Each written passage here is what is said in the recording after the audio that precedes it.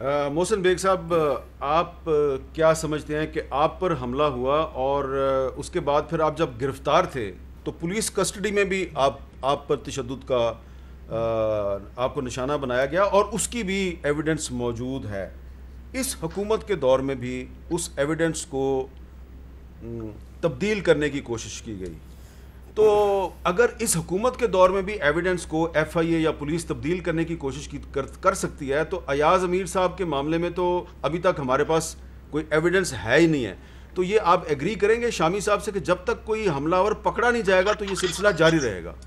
بہت شکریہ امیر صاحب. بیسیکلی فرق یہ ہے کہ ادھر تو شاید نامعلوم تھے، میرے پہ جنہوں نے کیا وہ تو معلوم ہے. وہ تو ویڈیوز بھی ہیں اور خان صاحب بھی ادھر ہی ہیں، وہ پولیس آفیسر بھی ادھر ہی ہیں. لیکن مسئلہ یہ آ رہا ہے کہ جس طریقے کی ہمارے ہاں ذہنیت ہے کہ تنقید برداشت نہیں ہوتی، اصل وہ مائنڈ سیٹ ہے جس کے دیکھیں تشدد جو بھی کرے وہ تو ہیل ہو سکتے ہیں زخم، لیکن اس مائنڈ سیٹ کو چینج کرنا ہے کہ آپ اگر اس بزنس میں ہیں، پولیٹکس میں ہیں، آپ نے سیاست بھی کرنی ہے تو کم سے کم سوال سننے کا، جواب دینے کا آپ کے ہاں حوصلہ ہونا چاہیے.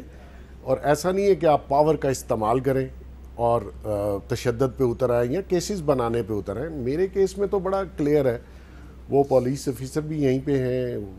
آج کی وہ انہوں نے چینج کرنے کی کوشش کی، آپ کی اطلاع ٹھیک ہے، لیکن رانا ثناء اللہ صاحب نے وہ چیزیں محفوظ کر لی ہیں، کورٹ میں کیس ہے.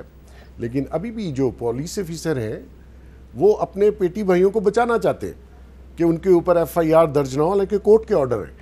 تو میں یہ سمجھتا ہوں کہ ہمیں ونس فار آل اس چیز کو، ان پولیٹیشنز کو یا جو اور ادارے ہیں جو نامعلوم ہیں، ان کو یہ سوچنا چاہیے کہ آپ اگر اس دھندے میں ہیں یا تو یہ دھندا چھوڑ دیجئے اور ہم یہاں صحافی برادری کوئی سوال نہیں اٹھائے گی، ادروائز آپ کو جواب دینا